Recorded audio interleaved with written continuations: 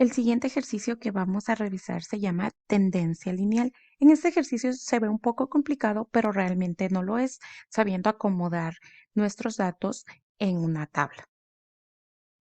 Tenemos lo siguiente, tenemos los estadísticos han desarrollado ecuaciones que se utilizan para encontrar los valores tanto de A y B para cualquier recta de regresión. La pendiente B se encuentra mediante, tenemos entonces que nosotros podemos graficar estos pronósticos o estos datos y podemos encontrar sus diferentes estadísticos, ¿ok? Y sus pendientes y demás. Entonces nosotros tenemos todos estos valores donde B vendría siendo la pendiente de la recta de regresión.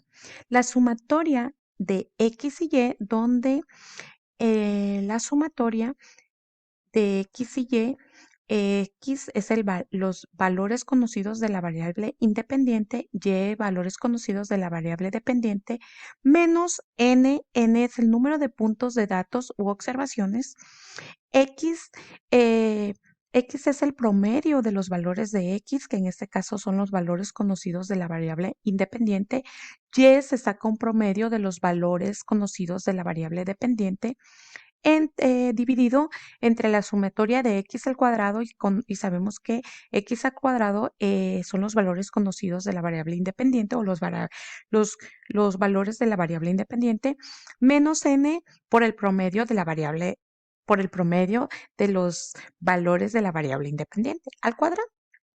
Después que nosotros obtuvimos el valor de b, podemos obtener también el valor de a mediante el promedio de los valores conocidos de la variable dependiente menos b por el promedio de la variable dependiente. Entonces esto va a quedar un poquito más claro con el ejemplo.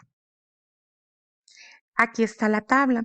En la tabla nosotros encontramos periodos que van desde el 2000, dice, desde el 2001 hasta el 2007 del consumo de electricidad en Nueva York. ¿Ok? Entonces, cada año se consume cierta cantidad de electricidad, de energía eléctrica. Muy bien, entonces vamos a acomodar nuestros valores. Con una serie de datos en función del tiempo, podemos administrar los cálculos transformando los valores de X en tiempo. En este caso, en tiempo vendrían siendo los años, en números más simples. En este caso, podemos asignar el año 2001 como un año 1, 2002 como un año 2, 2003 como un año 3 y así sucesivamente. Entonces nosotros tenemos los años y los convertimos en qué? En periodos. Periodo 1, 2 y 3, que significa cada año que está transcurriendo. Después tenemos la demanda de energía eléctrica y la demanda de energía eléctrica la vamos a tomar como nuestro valor dependiente. Nuestro valor independiente van a ser los años y nuestro valor dependiente va a ser el consumo de energía eléctrica. Conforme pasan los años, se va generando el consumo de energía eléctrica. Entonces, ya teniendo aquí la tabla, nosotros lo que vamos a hacer es ir conociendo cada uno de los valores de nuestra fórmula. En este caso, la sumatoria de X, pues es sumar desde el periodo 1 hasta el 7 y tenemos una sumatoria de X de 28. Después vamos a tener la sumatoria de, de la demanda de energía eléctrica. Vamos a sumar todos los consumos que hubieron en esos 7 periodos y lo vamos a tener aquí. Para conocer este dato, solamente hay que multiplicar X por Y. ¿Ok? Y tenemos entonces, vamos a tener que también tenemos que tener el X al cuadrado y sacamos el X al cuadrado de cada uno de los valores que tenemos en los periodos. Tenemos también otro valor que tenemos que conocer que es X por Y. Entonces tenemos X por y lo vamos tomando. La sumatoria de la multiplicación de X por Y va a ser esta. La sumatoria de X al cuadrado, pues la vamos a tener aquí.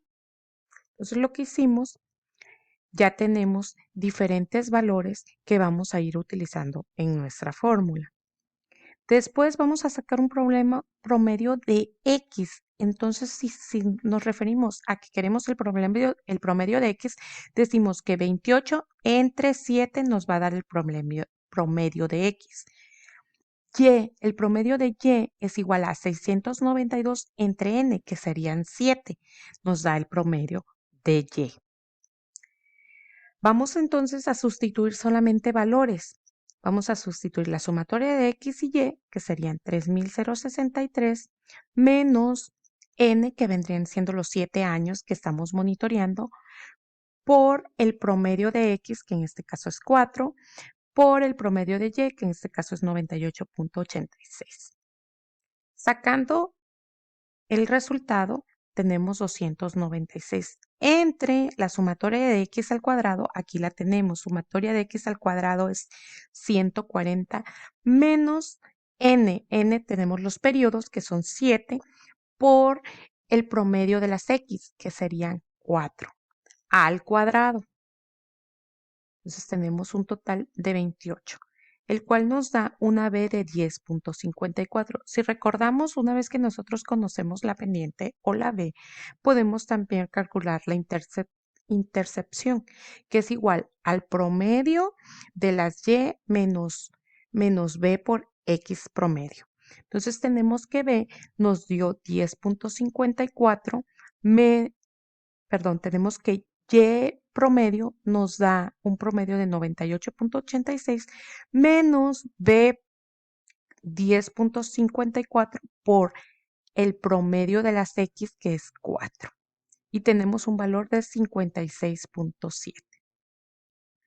Así la ecuación mínimos cuadrados para la tendencia es de 56.7 más 10.54 por X. Para proyectar la demanda en el 2008, primero denotamos el año, que es 2008, nuestro nuevo sistema de código como X es igual a 8, que es en la tabla el siguiente periodo. Demanda en el 2008 es igual a 56.7 más 10.54, que es nuestro B, por la X, que es el que estamos buscando, que en este caso la X es el 8, es el periodo número 8. Entonces tenemos que va a ser un aproximado de 141.02 o 141 megawatts. Para evaluar el modelo graficamos la demanda histórica y la recta de la tendencia, ¿verdad? En la siguiente figura. Nosotros vamos a agarrar cada año y vamos a poner sus demandas. Aquí tenemos, en esta recta, tenemos los años o los periodos y en esta otra vamos a tener el consumo. ¿Qué va a pasar? Nosotros tenemos datos conocidos hasta el 2007. En el 2008 lo vamos a calcular, ya lo calculamos que es 142 y vamos a tener, para poder hacerlo del método gráfico, vamos a poder calcular su pendiente de acuerdo a esta fórmula, que en este caso nos dio 141.02, que podemos graficarlo como una posible demanda. Y así sucesivamente lo podemos calcular para el 2009, 2010, si así lo deseamos. Dice, nota sobre el uso del método de mínimos cuadrados. El empleo del método de mínimos cuadrados implica que se han cumplido 3 requisitos. Siempre deben graficarse los datos porque los datos de mínimos cuadrados suponen una regresión lineal, que es esta línea. Que al trazar mi línea, al menos algunos puntos de la demanda van a pasar por esa línea. Si parece que exista una curva presente, probablemente sea necesario el análisis curvilíneo.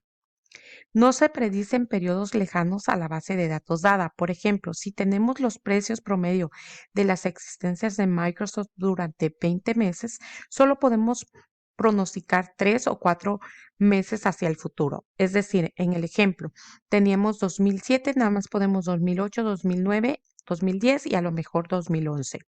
Tienen que estar muy cerca los valores o los periodos a calcular. Los pronósticos de más tiempo tienen poca validez estadística, por lo tanto no pueden tomarse datos de 5 años de ventas y proyectar 10 años hacia el futuro. El mundo es demasiado incierto. ¿Qué quiere decir en este método? Es que al menos ustedes tienen o pueden más bien calcular 4 meses, pero teniendo una base de datos mayor a la que están calculando. Si, por ejemplo, ustedes quieren calcular 3 meses, mínimo tienen que tener lo de 7 o 8 meses de datos históricos. Se supone que las desviaciones calculadas alrededor de la recta de los mínimos cuadrados son aleatorias. Por lo general, están distribuidas normalmente, con la mayoría de las observaciones cerca de la recta y solo unas cuantas más lejanas. ¿Qué quiere decir si yo me voy al gráfico? Que la mayoría de mis datos van a estar muy cercanas a esa recta que yo estoy trazando. No pueden estar tan disparados porque entonces no es confiable mi modelo que estoy determinando para mi pronóstico.